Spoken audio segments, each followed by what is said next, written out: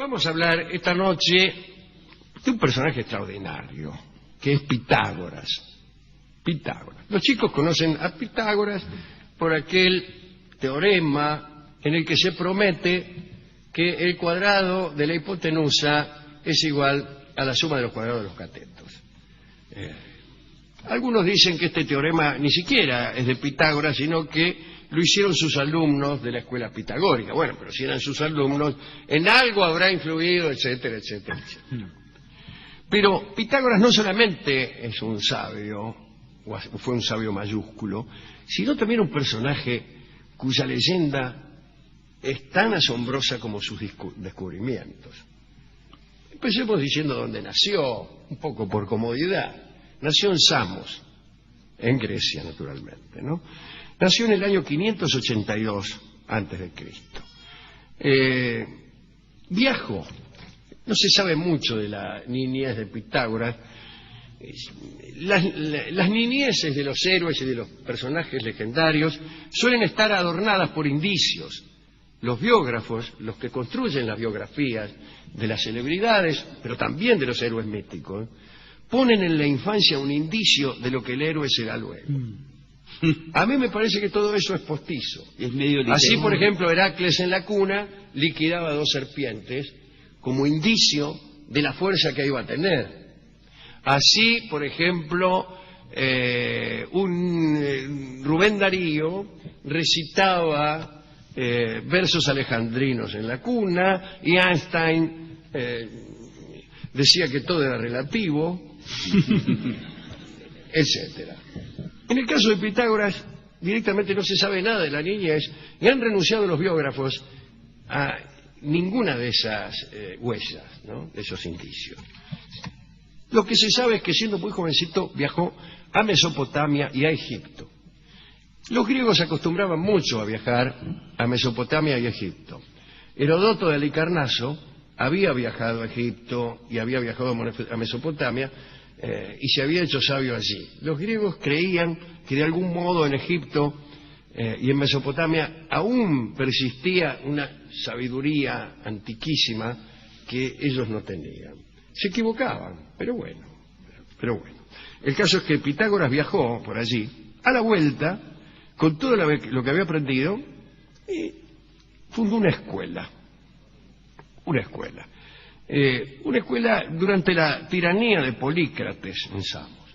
Polícrates era un tirano, no andaba muy bien Pitágoras con Polícrates, entonces resolvió emigrar. ¿Y dónde fue a vivir? A la Magna Grecia. ¿Qué es la Magna Grecia? Es el sur de Italia, que en aquel entonces era griego. ¿Qué le vamos a hacer? Se fue a vivir a la ciudad de Crotona.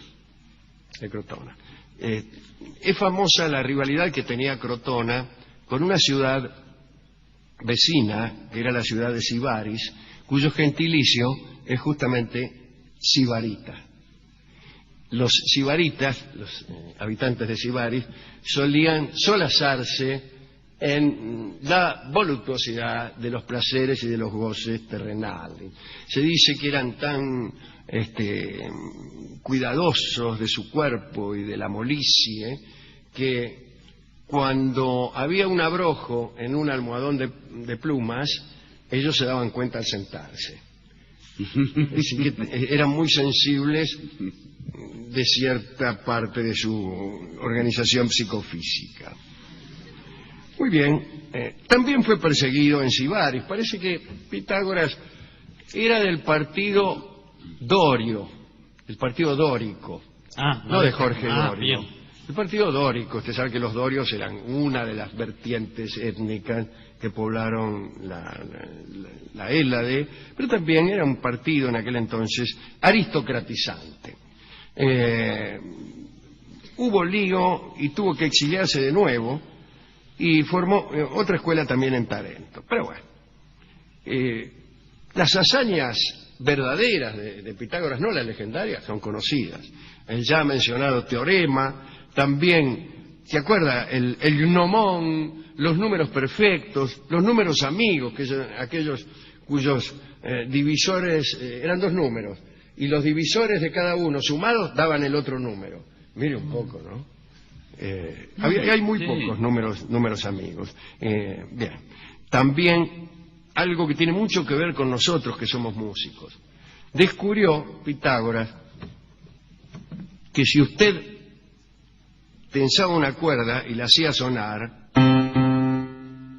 y después la cortaba por la mitad, la cuerda sonaba a la octava. La cuerda daba la octava.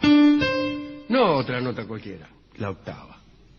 Entonces pensó Pitágoras, debe haber alguna relación entre el largo de la cuerda y la afinación de la cuerda. Sí, claro, lo sabe cualquiera que toca la guitarra. Pero ¿cuál es esa relación? ¿Por qué utilizamos estas notas, por ejemplo, y las tocamos juntas y suena? O por ejemplo esta, y las tocamos juntas y suenan. O esta le agregamos. Y lo primero que uno piensa es, debe ser cultural. Debe ser que de tanto oír, de tanto escuchar, oír eso nos parece armonioso, y en cambio esto no.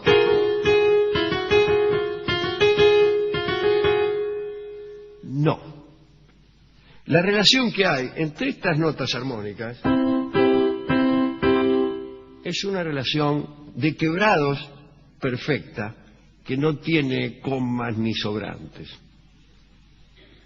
Entonces, pensó Pitágoras, la armonía estaba allí antes de que los hombres tocaran. Esto no es la invención de un músico, esto es algo de la naturaleza. Eso descubrió Pitágoras. Eso es genial. Después, bueno, estaba pensando en cuanto a lo que usted decía de las cuerdas, de las distancias y de las octavas, que en la guitarra, si uno toma en cuenta desde el puente donde están las cuerdas atadas hasta el otro extremo, la mitad es hay dos mitades exactas. Claro. Exactamente. Bueno, otro invento de Pitágoras, además de todo esto que hemos dicho, es la sección áurea. Hemos hablado acá algunas veces de la sección áurea. Es una proporción la sección áurea. Los griegos tuvieron la idea de que algunas relaciones de sus obras artísticas no eran caprichosas, no eran capricho del artista. Y establecieron, por ejemplo, que había un número que siempre daba un resultado beneficioso y bello. Era una proporción que se puede decir así. Imaginamos un segmento AC cortado en el medio por un punto B, tal que AC sea AB como AB es AC. Para hacerlo corto, tomada una longitud cualquiera, el punto exacto de la sección áurea está en el 62% de su longitud. Y entonces empezaron a ubicar, por ejemplo, los ojos, los pintores, al 62% de la longitud que hay entre la pera y el marote. Los hombros, creo, al 62% de no, los hombros no era, no sé qué. En la construcción de los edificios, la altura de los templos, por ejemplo el Partenón, es el 62% de su largo. Y hallaron que eso era bueno. Y fueron más lejos con esto. Algunos llegaron a decir, esto ya no es pitagórico, sino sí caprichoso, pero basado en la matemática. Llegaron a decir algunos que el punto más interesante de una obra teatral o de un poema estaba cuando uno había llegado al 62% de su duración. Naturalmente, las artes de hoy no son así, pero en algún momento se hacía mucho caso de esto. Entonces los autores teatrales ponían el comienzo del desbarranque del conflicto, no el estallido del conflicto, sino el nudo central, la anagnórisis, el reconocimiento, en el 62%. Y el resto para resolver. Y el resto para resolver. Pero iba increciendo la complicación hasta el 62%, y después empezaba la resolución. Esa era la sección áurea, y fue una idea que surgió de Pitágoras y sus arduos discípulos, diría Borges. Cuando vos te anotabas en la escuela de Pitágoras, creo que lo dijimos el otro día aquí, tenías que estar los primeros 2 años en silencio. Sí. Te anotaba 2 años en silencio, incluso no te dejaban ver al profesor.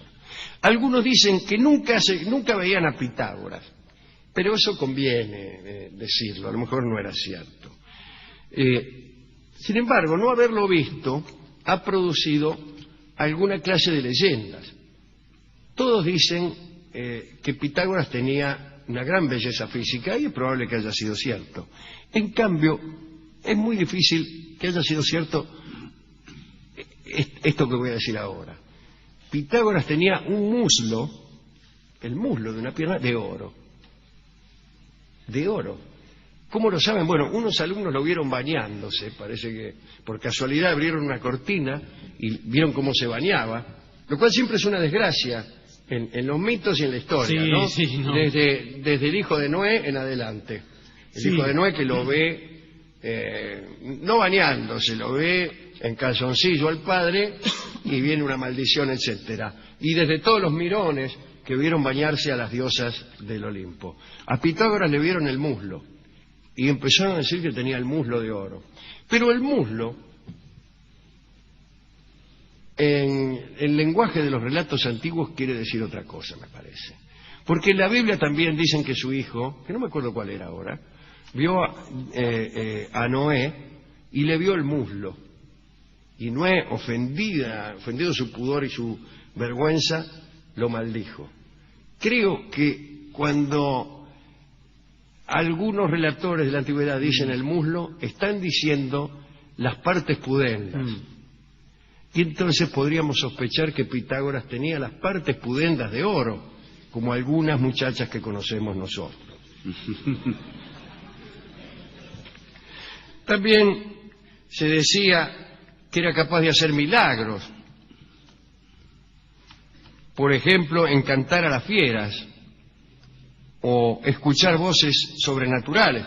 Desde luego, él mismo había llevado esta idea del sonido nacida de la longitud de las cuerdas a una especie de armonía universal que él decía que escuchaba.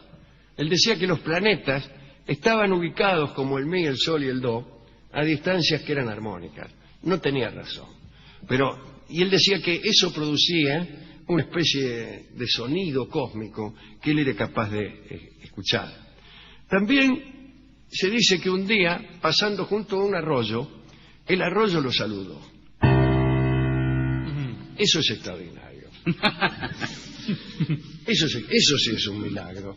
Vos pasás, por ejemplo, venís caminando con una mina y pasás por el arroyo Morón. Llevar una mina a pasear por un lugar en el que haya que cruzar el arroyo Morón no es de lo mejor. Y lo que puede decirte el arroyo Morón es de qué muslos tenés y ese tipo de cosas. Y te saluda. Parece que Pitágoras pasó por un río, el río de casa de Pitágoras. ¿Y entonces qué hizo él con eso? No hizo nada. ¿Y qué va a decir? ¿Qué hace? ¿Usted qué hace si lo saluda, por ejemplo, el dique 4 aquí en Puerto Madero? ¿Y qué hace Barco? ¿Qué hace? Un día le preguntaron a don Arturo Cuadrado, el que fundó la editorial Botella al Mar, que había conocido a don Miguel de Unamuno, le hicieron una hipótesis de milagro y le dijeron: don Arturo, ¿y usted qué diría si ahora, acá en la esquina, se encontrara con don Miguel de Unamuno? ¿Qué le diría a usted? Y don Arturo pensó y dijo: le diría: buenas tardes, don Miguel, ¿cómo está? Le iba a decir.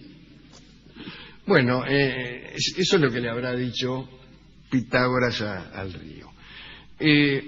Los ñatos de la escuela pitagórica fueron los que descubrieron, o decretaron, pero lo descubrieron, que había solamente 5 polígonos regulares. En realidad, uno de ellos lo crearon los pitagóricos por primera vez, que es el dodecaedro. ¿Conocen ustedes el dodecaedro que hacíamos con cartulina en el colegio, o que hacían otros alumnos? Yo nunca fui capaz de hacerlo, pero los alumnos más mayorejas de la escuela primaria hacían un dodecaedro. El dodecaedro, es decir, 12 pentágonos que formaban un cuerpo, fue inventado por los pitagóricos.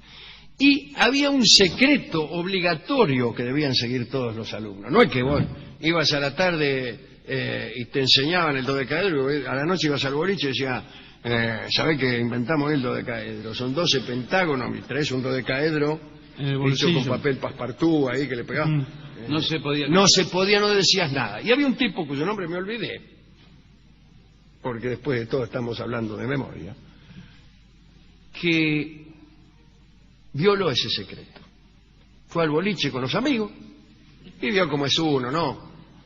A la segunda copa empieza a hablar de dodecaedros, de números perfectos, de números amigos, de gnomón, etcétera. Y contó. Y lo condenaron a una especie de no existencia. Nadie le hablaba. Nadie le habló más. Todos procedían como si no existiera. El tipo ese al final se suicidó. Se tiró a un pozo o algo así, no importa. ¿Qué hizo? No importa. Desde luego muchos pensaban que Pitágoras estaba loco, tuvo muchos detractores y, insisto, por motivos políticos también fue perseguido muchísimo. Tocaba la lira, era un buen músico, prohibía a sus alumnos comer carne. ¿Por qué? Porque, y aquí viene otra de las grandes aportaciones de Pitágoras al pensamiento, o en todo caso a la superstición, si usted quiere. Él creía en la transmigración de las almas. Creía fervientemente que él mismo había sido, y nombraba los tipos que había sido. Nombraba 7 u 8 tipos porque él decía tener memoria de vidas anteriores. Y él los conocía con nombre y profesión, a los tipos que él había sido. Decía que al morir reencarnábamos, no solo en otras personas, sino también en otros animales. Por eso impedía que sus alumnos comieran carne. Y tampoco les dejaba comer algunos vegetales que, según él, servían de refugio a las almas. Suponete, no sé en qué momento, me imagino cuando por ahí no había ningún perro disponible, se alojaban en un vegetal. ¿Y en qué vegetal?, preguntará usted. Repollo. Repollo.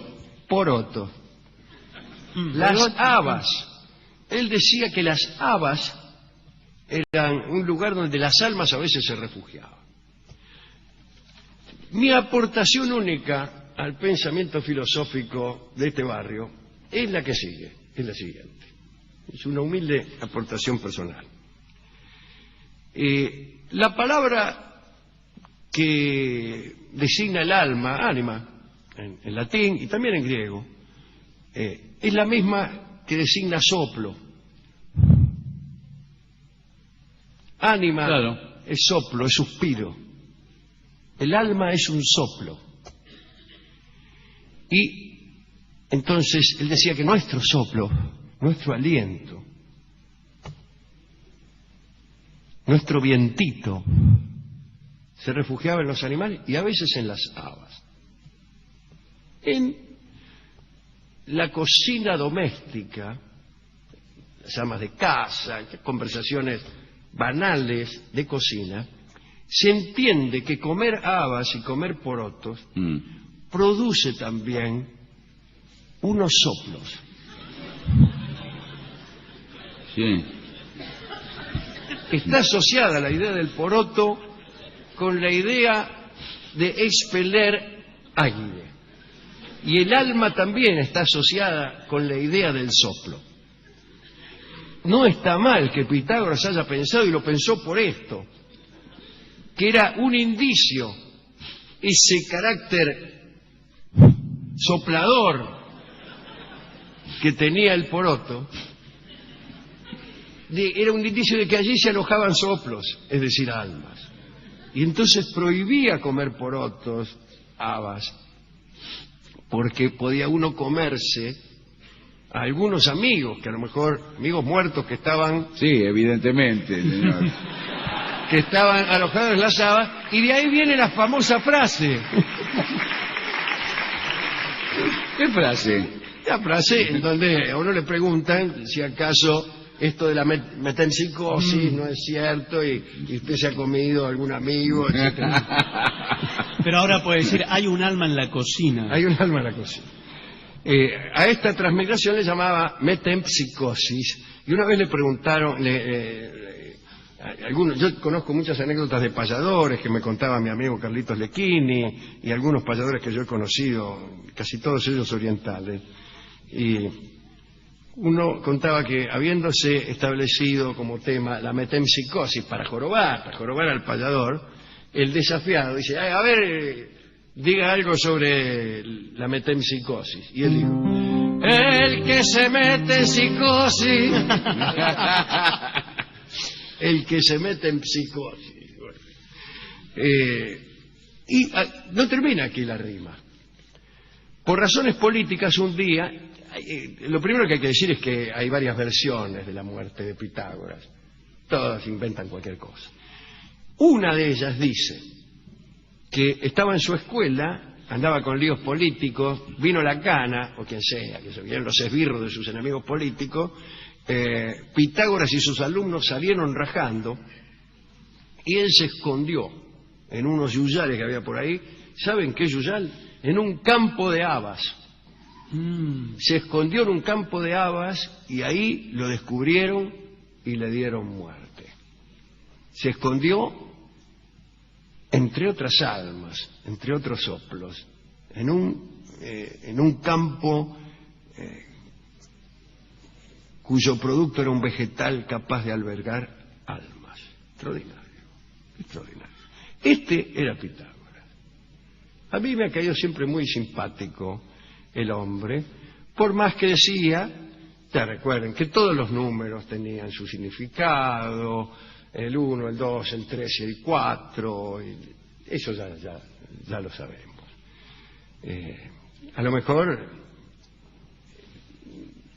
la ciencia ha venido a superar muchas de sus intuiciones, pero otras las confirmó. Así que era verdaderamente un hombre genial. Hemos ido a la discoteca. Muy buen tema para el discotecario, muy bien. Sí, sí. Pero un tango de Pitágoras no creo que haya. No, pero tango de números. Tango de números. ¿De qué tango de números? Uno. No tenía. No tenía uno. Tenía uno, le digo, hay otro tango que se llama el 13. Sí. Tampoco lo tenía. Pero. Y finalmente me dio misa de 11, que después de todo es un número primo. 11 es un número muy misterioso. ¿Por qué? Porque está ahí mezclado, no tiene mucho que ver con eso, un número osco. Y que produce muchos milagros cuando uno empieza a multiplicar. ¿Por qué? Cuando uno multiplica por 11, empiezan a pasar cosas raras. La gente que está en su casa, tiene la computadora, empieza a multiplicar cosas por 11. Lo que quiera, por ejemplo, 1, 2, 3, 4, 5, 6, 7, 8, 9 por 11. ¿Y qué da? Da números raros siempre. Que enseguida va a ver cuál es su rareza. Háganlo y después me dicen. Así que... Ya están los quinieleros ahí. Ya están los quinieleros ahí. Misa de 11 escucharemos en la versión de Agustín Irusta como parte del trío argentino.